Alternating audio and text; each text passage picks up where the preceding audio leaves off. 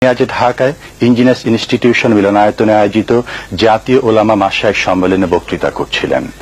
মাওলানা আবুল কালাম মোহাম্মদ ইউসুফের সভাপতিত্বে সম্মেলনে অন্যান্যের মধ্যে বক্তব্য রাখেন মাওলানা মোহাম্মদ আব্দুস সোবহান এমপি, মাওলানা দেলাওয়ার হোসেন সাঈদী এমপি, মাওলানা গোলাম হাক্কানী এবং সমাজ কল্যাণ মন্ত্রী আলী আহসান মোহাম্মদ মুজাহিদ।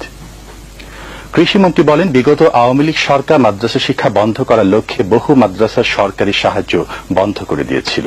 বর্তমান সরকার ইবতেদায়ী মাদ্রাসাগুলোকে বেসরকারি প্রাথমিক বিদ্যালয়ের সমমর্যাদা প্রদান করে ছাত্রছাত্রীদের বিনামূল্যে বই প্রদান সহ বিভিন্ন সুযোগ সুবিধা প্রদান করছে।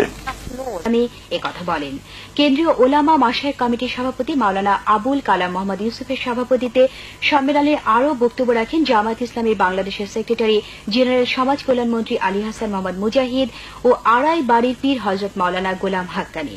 কৃষিমন্ত্রী বলেন, ইবতেদায়ী মাদ্রাসাগুলোকে বেসরকারি প্রাথমিক বিদ্যালয়ের মর্যাদা দিয়ে ছাত্রছাত্রীদের বিনামূল্যে বই